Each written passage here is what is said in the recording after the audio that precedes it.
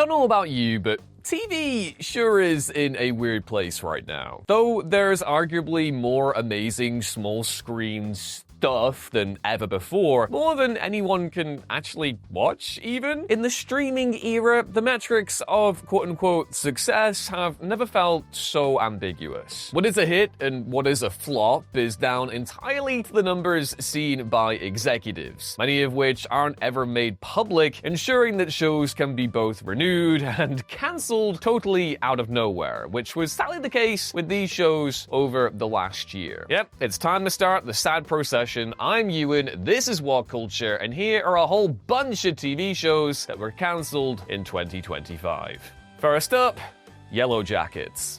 Though it was originally expected to have a 5-season run, hit mystery thriller series Yellowjackets was recently confirmed to be wrapping up after its impending 4th. Even as recently as 2023, co-creator Ashley Lyle stated that the 5-season plan was still in place, and with its 3rd season ultimately being its most watched to date, it's really surprising that Paramount made the decision to tie things off a whole season early. Even accepting the rather polarized fan response to the latest season in particular, viewing figures are king, and it's tough to parse Paramount killing a golden goose prematurely. Some have suggested that the recent Paramount-Skydance merger might be to blame, with regime changes causing the premature cancellation for opaque, bureaucratic reasons. Either way, it appears that Lyle has been given a season's worth of runway to wrap things up, which is at least a better result than the show being canned after season 4 has already been shot. So yeah, goodbye Yellowjackets, you were a good show. Being a movie addict can throw up all sorts of pitfalls your way. Diminishing shelf space, a watch list that never seems to end no matter how many movies you end up watching, and the dreaded scenario of wanting to watch a movie only to find out it's locked to a streaming service in some faraway place, like Canada, I don't know. But thankfully, Ed Norton himself has stepped... It's not actually Ed Norton. Luckily, Norton VPN has stepped in to lend us a hand with a really cool offer to fix this exact problem.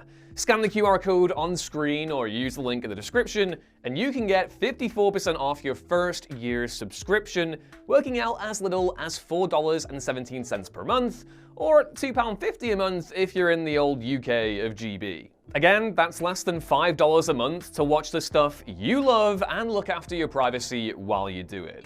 And if you decide you don't want to keep going, Norton also has a 60-day money-back guarantee, which is pretty cool. Thanks to Norton for sponsoring us once again. I, for one, loved you in Moonrise Kingdom.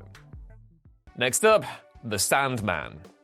It took the better part of 3 years for The Sandman's 2nd season to arrive, admittedly in large part due to Hollywood strike action in 2023. However, it left the show in something of an awkward spot, given that sexual assault allegations were leveled against the comic book's co-creator, Neil Gaiman, throughout 2024. As a result, it was hardly surprising that Netflix announced in early 2025 that The Sandman would be ending with its 2nd season. Though the allegations also resulted in numerous Gaiman-produced projects being either paused or scrapped, it was later reported that Netflix had already intended to end the expensive series after just 2 seasons before any of those accusations came to light in the mainstream press. Ultimately, Season 2's viewership declined significantly from the first, likely due to not only the Gaiman allegations, but also the generally more lukewarm response to the 2nd season as a whole, and the fact that it took 3 whole years to come out.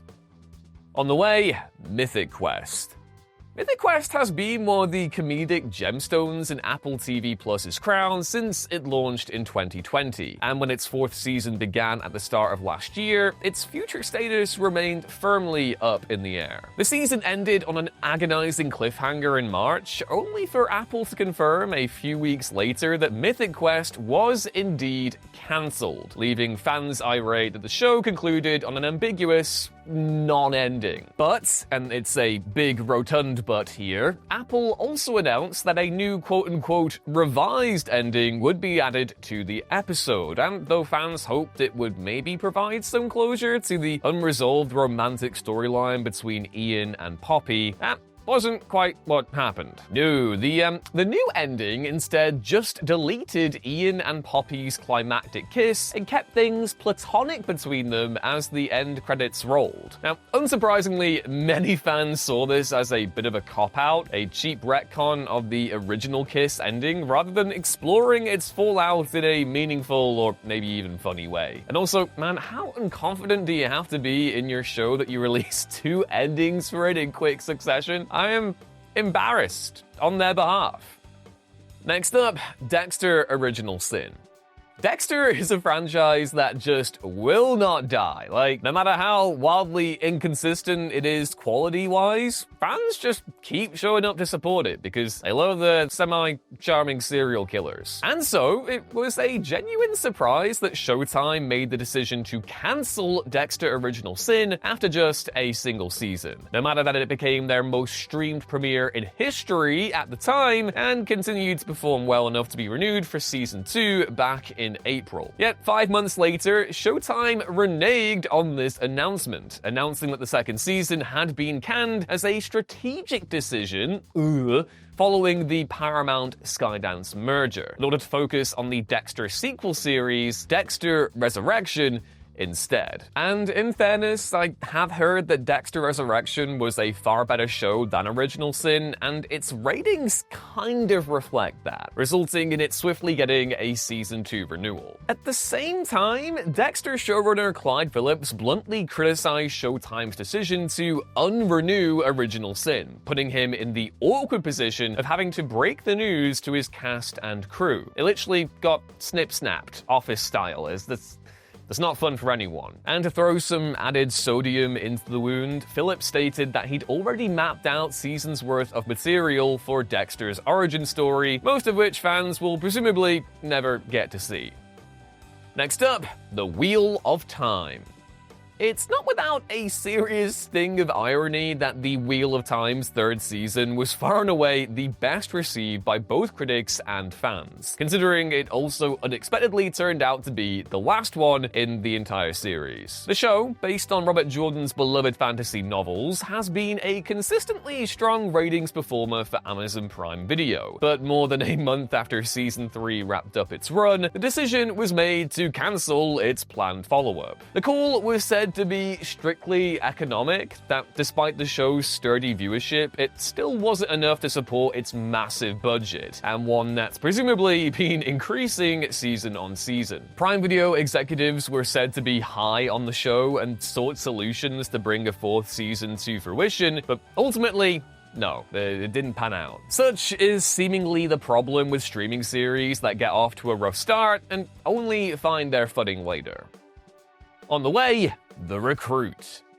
The Noah Centineo starring spy series The Recruit made its debut in 2022 to mixed reviews but strong viewing figures, prompting Netflix to renew it within a mere matter of weeks. This can't go wrong at all. However, production on Season 2 was held up by industry strike action, meaning that it didn't release until January 2025, over 2 years since that first season dropped. And despite the consensus that the second season was a fair improvement over the first, the viewership didn't reflect that, further unaided by the second season running for just 6 episodes compared to the first season's 8. And also, releasing it like a week after the second season of The Night Agent probably wasn't the smartest move either. According to Deadline sources, The Recruit Season 2 had a strong completion rate, but simply failed to post the overall numbers Netflix needed in order to give a 3rd season the green light. And considering that Netflix gave it far less of a marketing push than The Night Agent, the outcome really isn't that surprising.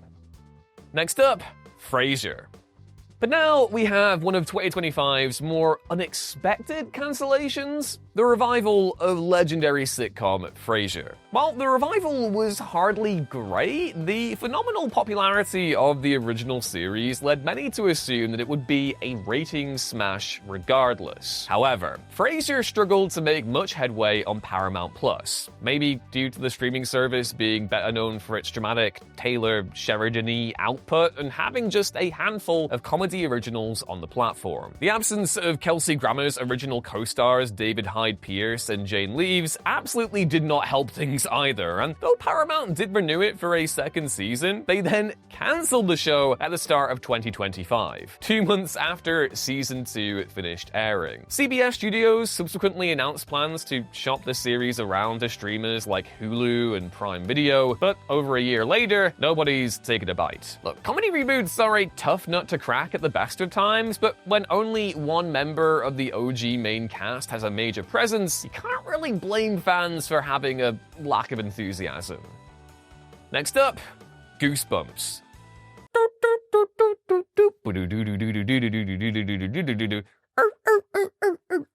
My rendition of the Goosebumps theme, you're welcome.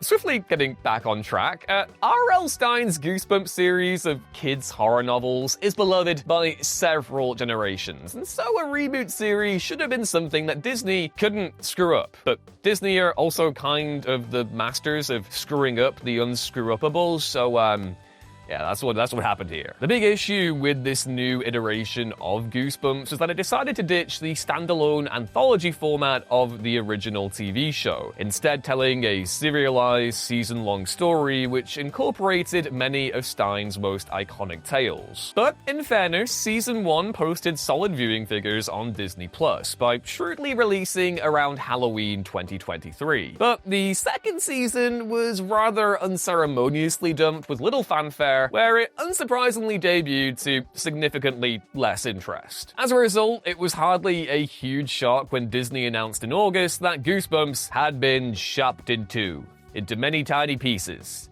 Like a goosebump story. Let me know your favorite Goosebump story down in the comments below, which is the one that freaked you out the most. It's probably more interesting than seeing David Schwimmer try and, fumble his way through R.L. Stine's goodness. Even so, the show might not be dead yet. Series producer Sony Pictures Television did announce their intent to shop the series around and consider other potential Goosebumps TV stuff, but the lack of movement so far suggests that this iteration of the franchise has befallen a fate quite befitting of R.L. Stine's books. Given the enduring popularity of the Goosebumps IP regardless, it probably won't lie dormant for too long, hopefully. Just, make it different and good this time.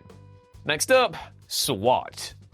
The reboot of classic 1970s police procedural series SWAT has been a huge rating success for CBS, though the last 3 seasons of its existence have been one hell of a roller coaster ride. In May 2023, the network announced that SWAT's recently concluded 6th season would be its last, due to CBS and Sony Pictures Television failing to come to a licensing agreement combined with the show's rising costs. However, mere days later, the show was uncancelled as the parties came to terms for a 7th and apparently final rodeo. But in April 2024, and oh my god, if I was a fan of this show, I'd be losing my mind right now, while season 7 was airing, CBS gave it a second stay of execution, renewing it once more for an 8th season. It's like more drama than the show itself. In March 2025, though, CBS announced that SWAT had been cancelled for the 3rd and apparently final time, with its season 8 finale also serving as a series finale. Though fans were naturally left devastated, had a pretty good run, surviving the impending death sentence like 3 times. That's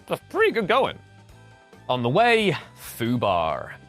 Netflix's Arnold Schwarzenegger starring spy action comedy series FUBAR launched in the summer of 2023 and overcame mediocre reviews to spend 5 weeks in the streamer's top 10 most watched English language TV shows. Compare that to the days of yore where Arnie was tearing it up on the big screen, and kind of felt a little bit sad to say that out loud. Anyway, while season 2 was dropped with modest at best marketing this past June, which combined with its general failure to improve upon what came before, resulted in decidedly less impressive viewing figures. Season 2 premiered to an 80% drop in viewership compared to season 1, and lasted a mere 3 weeks in the top 10 before sliding out completely. Look, the worst thing you can say about it really is that nobody was talking about FUBAR Season 2 when it dropped, emphasizing just how little cultural impact the show had, even for the standards of an identikit Netflix action comedy. And again, this is a TV show starring Arnold Schwarzenegger that people are not interested in, for justified reasons. How can you waste Arnie like this? It makes me sad. So yeah, no one was really shocked when FUBAR was cancelled in August, even if it is obviously an objective shame that one of Arnie's rare forays into the TV realm couldn't go the distance.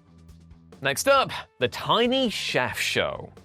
Beloved stop-motion animated series The Tiny Chef Show launched in 2022 and has been a solid ratings performer since. So the show's many fans were shocked by its sudden cancellation last June. Nickelodeon was reported to have cancelled the Emmy-winning show due to the merger between Nickelodeon's parent company, Paramount, and Skydance Media, prompting the show's creators to release a heartbreaking video of Tiny Chef sobbing his little heart out after receiving the cancellation news. Oh, that's really sad. Look at him. Yeah, though word soon enough did the rounds that a crowdfunding effort had saved the Tiny Chef Show, the creators followed up that this was unfortunately untrue and Tiny Chef was still unemployed while they continued to seek out a new home for the series. I'll be okay. I'll be okay. I can still do this entry. It's fine. It's fine. We'll emotionally recover. Just really endeared to this little guy. Please give him a home. God damn. So, to conclude, as of the time of recording in 2026, the Tiny Chef Show remains cancelled. What kind of sick world are we living in? Next up, The Waterfront. It sure seemed like Netflix had high hopes for The Waterfront, a new crime drama series from Scream creator Kevin Williamson, which early hype had compared to hit shows such as Bloodline and Ozark. And also it had Holt McCallany, which is like a secret weapon for making me immediately interested in whatever the hell it is you're making. Mindhunter Season 3, make it happen. Goddamn, please. I've been waiting for it so long. I need Bill Tench back in my life. But back to this other Holt McCallany project, the critical reception for the show was mixed. But it did nevertheless debut at the #1 spot and maintained it for 3 weekends in a row, while staying in Netflix's top 10 English language TV shows for 5 whole weeks. It seemed highly likely, with that in mind, that a renewal announcement was imminent, but Netflix cancelled The Waterfront back in August, so yeah, more disappointment on that front. 2 primary factors were apparently to blame here: the series' viewership and its completion rate, the latter being a metric which Netflix has historically taken more seriously than other streaming platforms. This metric, which isn't publicly reported on, is said to be the reason why many shows with cult appeal that struggle to sustain mainstream interest end up being cancelled. Anyway, considering that The Waterfront clearly cost a pretty penny to produce, Netflix evidently decided it wasn't quite worth the continued investment. On the way, and just like that. It's the opinion of many a Sex and the City fan that the sequel series and Just Like That never really managed to justify its own existence, beyond the fact that obviously it was HBO Max's most watched series debut in 2021. However, viewership dropped 59% in Season 2, and the recent 3rd season continued to decline week on week. The show's writing was especially criticized by fans throughout its latter 2 seasons, with many online noting that they would now only effectively hate watching the show, which, yeah, it's not a good thing. Even so, it really seemed like Sex and the City as a franchise was simply too big to fail. And yet, less than 2 weeks before Season 3 finished, HBO Max confirmed that it would not be returning for a 4th. The announcement was sudden enough that even the central cast hadn't yet been told, and while HBO framed the Season 3 finale as a series finale, its messy, inconclusive nature made it painfully obvious that And Just Like That had actually just been cancelled. While it's possible that HBO tries to resurrect the franchise again in the future, the well may have finally been poisoned enough that only the most die-hard of fans would return for another go-around. Next up, Citadel Diana and Citadel Honey Bunny. Citadel is one of the most infamous TV experiments of the last few years, with the mainline spy thriller series launching in 2023 to middling reviews after Amazon spent an eye-watering 300 million smackaroos producing just 6 episodes. Amazon wasted no time announcing several international spin-offs, though, with Italian series Citadel Diana premiering in October 2024, and Indian spin-off Citadel Honey Bunny landing a month later. Though both series were better received by critics than the main one, they failed to become ratings breakouts globally, and so Amazon announced last April that Diana and Honey Bunny had both been cancelled. Their storylines will consequently be integrated into Citadel's second season, which itself has endured an uneasy production, resulting in a release delay of numerous months. So yeah, ultimately, this whole shebang feels like Amazon trying to make televisual fetch happen, because is there actually a single person out there with any real passion for Citadel as a franchise? On the way, The Late Show with Stephen Colbert. An unassailable staple of late-night TV for the past decade, The Late Show with Stephen Colbert had more than 1,700 episodes airing since it kicked off in September 2015. Ratings have been consistently strong, enough to make it the highest-rated American late-night talk show for 9 straight seasons, making it all the more shocking that, in July 2025, CBS announced that it would be ending in May 2026, and The Late Show brand being retired along with it.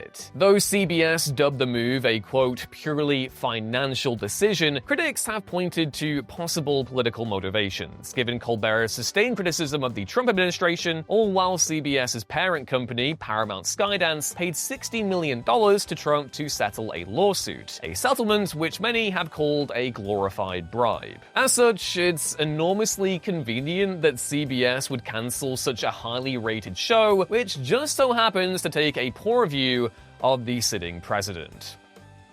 On the way, Boots.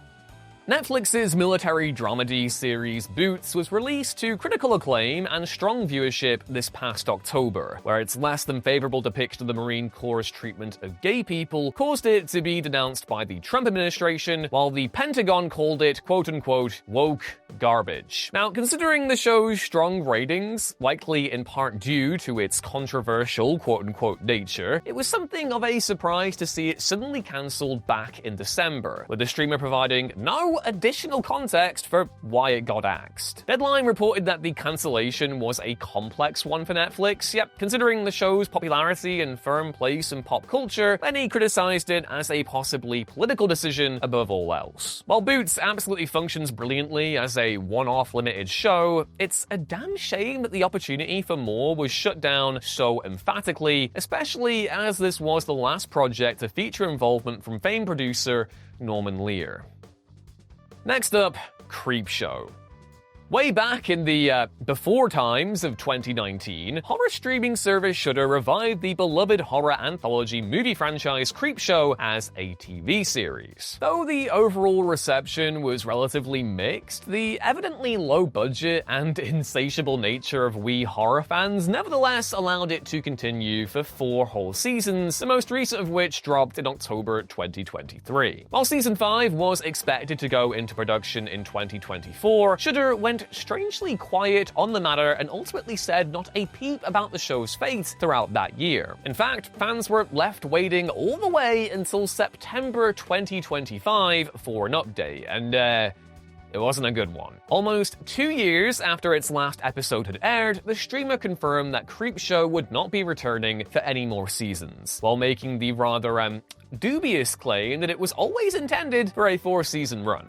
At least Shudder soothed the pain a little by taking this time to announce a Blu-ray box set of all 4 seasons, which was thankfully released last November. Go physical media, yeah! And to put a sort of more positive twist on this, it wouldn't be a surprise to anyone if Creepshow came back at some point in the future. But now, it's set to take a prolonged dirt nap, but you can't keep a good crypt keeper down. On the way, Tomb Raider: The Legend of Lara Croft. An animated series based on the hit video game franchise and set within the Survivor trilogy continuity of the 3 most recent AAA Tomb Raider games, The Legend of Lara Croft also had Hayley Atwell, portraying the titular explorer, and goddamn, I love Hayley Atwell, put her in everything, please. The series released to mixed to positive reviews, with many praising Atwell's performance, but taking umbrage with the show's story and animation quality. Though it was hardly a ratings dynamo in its first season, it was nevertheless renewed for a second go-around. However, last September, several months before the release of Season 2, Netflix confirmed that this would mark the end of the show, with a potential third season being nixed, effectively just cancelling it outright. Ultimately, Tomb Raider: The Legend of Lara Croft's failure to enter Netflix's top 10 charts at any point suggests it simply struggled to find much appeal outside of the core fandom, which was probably enough for Netflix to end it after just 2 seasons. Next up, Poker Face. Now, here's an outcome just about nobody saw coming. Rian Johnson's brilliant crime comedy series Poker Face finished airing its second season last July, and considering both the rave reviews and solid viewership, there was little reason to doubt that Johnson and star Natasha Lyonne would be returning for a third. But no, we're not allowed to have nice things anymore. Last November, Peacock announced that they wouldn't be renewing Poker Face for Season 3, with some sources citing both the show's high budget and its failure to grow its audience across seasons as the principal reasons why. It's an unfortunate result, but here's where it just gets weird. Johnson then announced that he and Lyonne were planning to shop the show around to other networks, with the idea of having Peter Dinklage take over the role of human lie detector Charlie Cale from Lyonne. It hasn't been publicly reported why Lyonne would exit one of her most iconic and acclaimed roles, because she's amazing in it, and it's frankly tough to picture another network picking up the show without her as the star. Even so, it's an insane enough pitch that it would certainly be a sight to see. So here's hoping we get Poker Face again, because some Poker Face is better than no Poker Face at all. Next up, No Good Deed. No Good Deed is a black comedy series which streamed on Netflix in December 2024 and starred Lisa Kudrow and Ray Romano as the owners of a house which 3 families are fighting to buy. It wasn't great, but it was a solidly entertaining time. And though the first season's ending more or less tied off the ongoing story, series creator Liz Feldman was reportedly interested in an anthology format for subsequent seasons. However, this was ultimately scuppered back in July when Netflix announced that No Good Deed had been put on indefinite pause. Effectively a polite way of saying that the show has been cancelled. Again, more Mindhunter trauma. Just coming back. Can't get away from it. While it's theoretically possible that No Good Deed could return for a second season, given the good but not great viewership, the riskiness of the anthology format, and the fact that Netflix took 4 months to say anything about its fate, it's far more likely that it remains paused forevermore. Bummer.